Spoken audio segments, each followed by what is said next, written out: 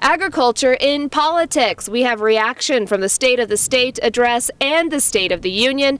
Also, when it comes to monitoring a virus deadly to pigs, it's a lot of work, but it will be a benefit in the long run. We explain. And when it comes to the value of each dollar you spend on the beef checkoff, find out how it is impacting all of you producers. You're watching NTV's Grow.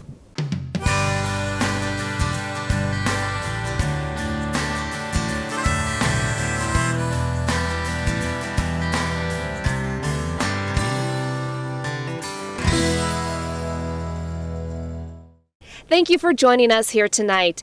Governor Pete Ricketts took the podium for the State of the State address, and he shares his vision to grow Nebraska. And agriculture leads the way. NTV's Grow co-host Steve White was there and brings you more details now. Governor Ricketts' tax plan is very similar to the ideas put forth by Nebraska Farm Bureau, who welcomes this with open arms.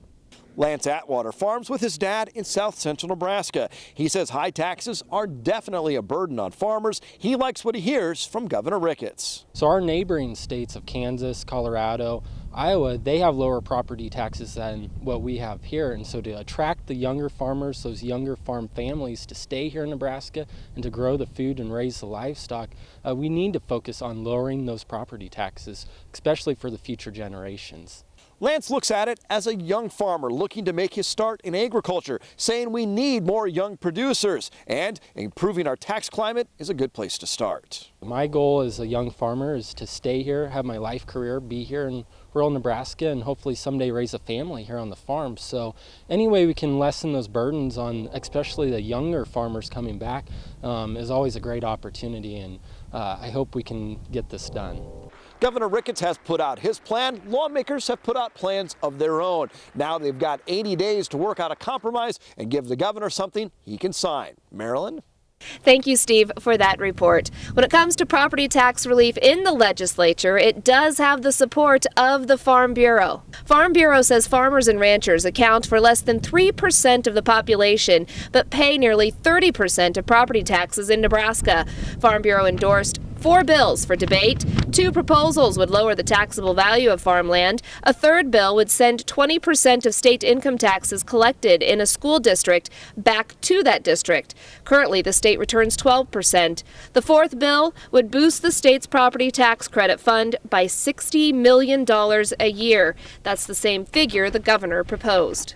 Reactions this last week to the State of the Union address were widespread, and many ag producers did speak up. The American Soybean Association is calling on the Obama administration and members of the House and Senate to work together on issues vital to soybean farmers. That includes trade, infrastructure, and rural development. ASA president says they have an opportunity to drive progress for farmers across the country, easing trade with improved ports, the new normalized regulations with Cuba, and pushing the Trade Promotion Authority negotiations are just some of the highlights the ASA supports.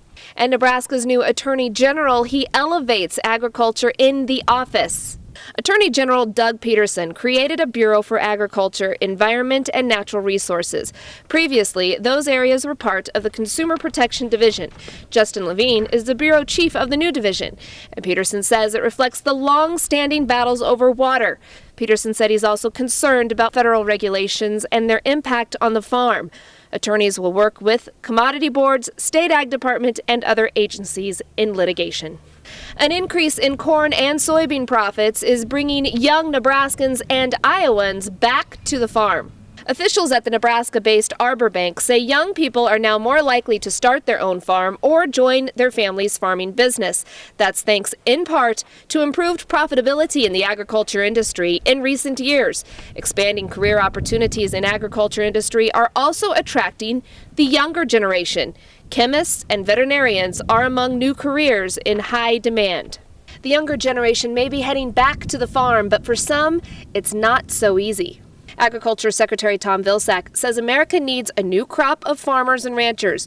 Vilsack held a town hall meeting at the American Farm Bureau Federation's annual meeting in San Diego, and military veterans are a great source of new farmers. Many of them have rural roots. And because of that, they may want to return to that small town. They may want to get a small acreage to get started, but the availability of land is an impediment and a barrier, and it's not even so much the credit availability. They've got credit, it's do they have access to land? Later at a news conference, the secretary said getting new farmers access to land could be helped by changing tax laws to encourage non-farming landowners like him to sell their land to beginning farmers. The income tax could, if it was structured right, create the kind of incentive that would encourage my wife and I to think about, hey, that young farmer down the road who needs access to land, instead of constantly charging him a cash rent, which allows him to build up no equity, why not figure out a way to transfer that land to him at a way that we don't necessarily have to pay an unreasonable amount of tax.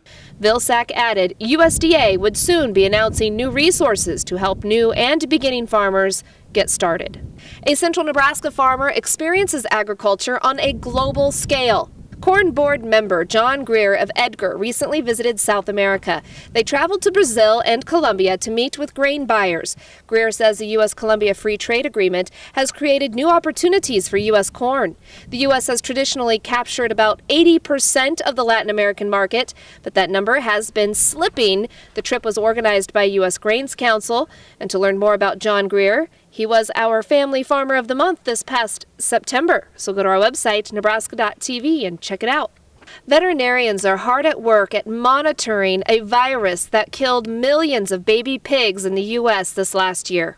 Veterinarians across the Midwest are keeping track of the porcine epidemic diarrhea virus, or PEDV, which often means more paperwork and more testing. But all that reporting is creating a pool of information that might help limit the damage if the virus rebounds or if another disease emerges.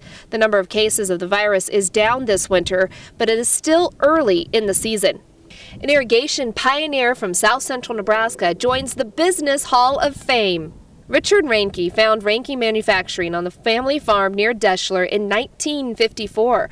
By 1968, the self-taught engineer introduced the world's first reversible electric gear-driven center pivot.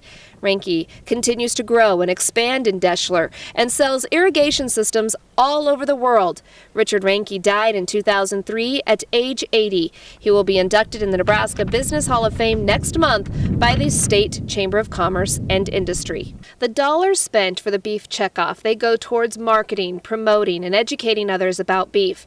But what really is the return for producers when it comes to that dollar they spend per animal? Here's a look from the beef checkoff. Our operation here is my husband and I and our 2 kids. It's fun because our kids love it. We started out with my parents having cattle along with a couple of my brothers, and then Matt and I were able to break off on our own several years ago. And so it's been fun to try to grow and improve things here and make the kids very much part of it, to the point that they now have their own little herd within our herd to help pay for their college and teach them some business decisions. Matt does all of the calving here. He does a lot of the day-to-day because I have a job off of the farm, and then I get to come help on the weekends. We have really great neighbors and other family members that just pitch in and help when we need them, and likewise we go help them and neighbor back and forth, and it's very rewarding.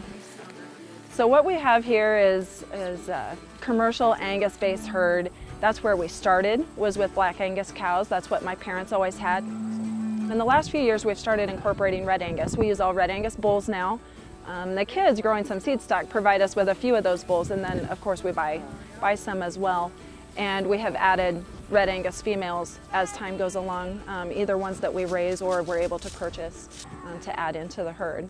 And so that's been really good for us. We get really excited when people love the beef that we raise, whether it's where the cattle go to the feed yard or people buying freezer meat from us. We want to be able to take a lot of pride in what we produce here. In Nebraska, the way our Beef Council rules and regulations are set up, you can only serve the 2 4-year terms, and then you're done, and it's time for somebody new to step in and get the experience. So I'm just beginning my 2nd term of 4 years. Because of Nebraska's contribution to the Federation, we earn a revenue seat on the executive committee for the Federation of State Beef Councils, and I hold that role. I also sit on the Joint Evaluation Committee, and that's been really exciting. I think that's one of the most important committees because the Evaluation Committee helps you know if you're being effective. The checkoff to every beef producer and importer should be a huge reason to celebrate right now. When we think about selling each animal, where's that animal going to go? Who is going to want it? Well, we have found through this return on investment study that the checkoff has created a great deal of demand and has helped sustain demand both domestically and internationally. So both producers and importers are reaping the reward of $11.20 for each dollar that they invest in the program. There'll be more details on that return on investment story coming up after the break. We also have your grow forecast just ahead. And how about making 50 cents more per bushel? We'll tell you more coming up. Stay with us.